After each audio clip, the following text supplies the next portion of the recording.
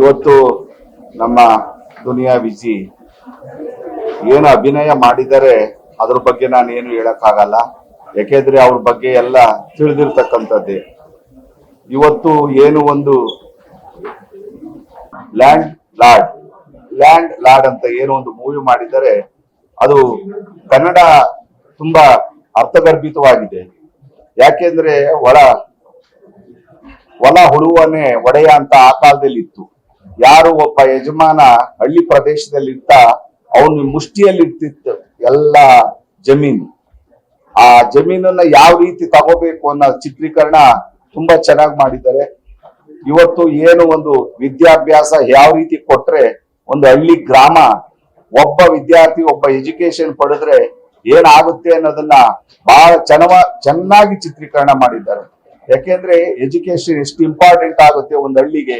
ಒಂದು ಭೂಮಿ ಒಂದ್ ಎಕರೆ 2 ಎಕರೆ ಇದ್ರೆ ಅದು ಎಷ್ಟು ಇಂಪಾರ್ಟೆಂಟ್ ಆಗುತ್ತೆ ಒಂದು ರೈತನಿಗೆ. ಅಥವಾ ಒಬ್ಬ ಹಳ್ಳಿ ಪ್ರದೇಶದಲ್ಲಿ 1 ಎಕರೆ ಇದ್ರು ಅವನು ತುಂಬಾ ಚೆನ್ನಾಗಿರ್ತಾನೆ. ಹಾಗೆ ಒಂದು ಎಜುಕೇಶನ್ ಎಷ್ಟು ಇಂಪಾರ್ಟೆಂಟ್ ಆಗುತ್ತೆ ಅನ್ನೋದನ್ನ ತುಂಬಾ ಚೆನ್ನಾಗಿ ಮಾಡಿದ್ದಾರೆ. ಇವತ್ತು ಏನು ನಿರ್ಮಾಪಕರು ಇದಾರೆ ಅವರು ನನಗೆ ತುಂಬಾ ಪರಿಚಯ ಇದ್ದರು. ಸಾರಥಿ ಮೂವಿ ಮಾಡುವಾಗಲಿಂದಲೂ ಸಹ ನನಗೆ ಪರಿಚಯ ಇದ್ರು.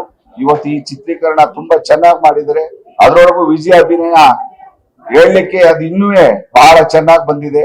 ಅವ್ರ ಅಭಿನಯ ಈ ಕರ್ನಾಟಕದ ಜನತೆಗೆ ಏನು ಕೊಟ್ಟಿದ್ದಾರೆ ಅಭಿನಯ ಅನ್ನೋದನ್ನ ಎಲ್ಲರೂ ಕಲಾವಿದ ಅಂದ ತಕ್ಷಣ ಎಲ್ಲರೂ ಕಲಾವಿದರಾಗಕ್ಕಾಗಲ್ಲ.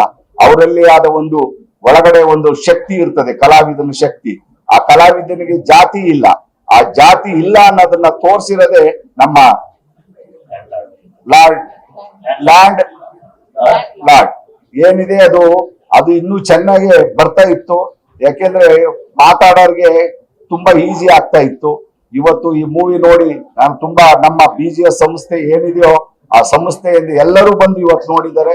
ಈ ಸಂಸ್ಥೆ ಅದೇ ರೀತಿ ಏನು ಇಂಥ ಕಲಾವಿದರಿಗೆ ಪ್ರೋತ್ಸಾಹ ಮಾಡೋದೇ ನಮ್ಮ ಕರ್ನಾಟಕ ಜನತೆಗೆ ಬೇಕಾಗಿರ್ತಕ್ಕಂಥದ್ದು. ಯಾವುದೇ ಮೂವಿ ಬಂದ್ರು ಯಾವುದೋ ಕನ್ನಡ, ತೆಲುಗು, ಹಿಂದಿ, ಇಲ್ಲಿಯ ಮಲಯಾಳಂ ಎಲ್ಲ ಹೋಗ್ತಾರೆ.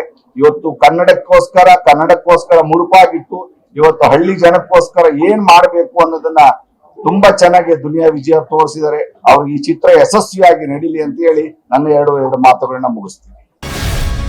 ಗ್ಯಾರಂಟಿ ನ್ಯೂಸ್, ಸುದ್ದಿ ಖಚಿತ, ನ್ಯಾಯ ನಿಶ್ಚಿತ.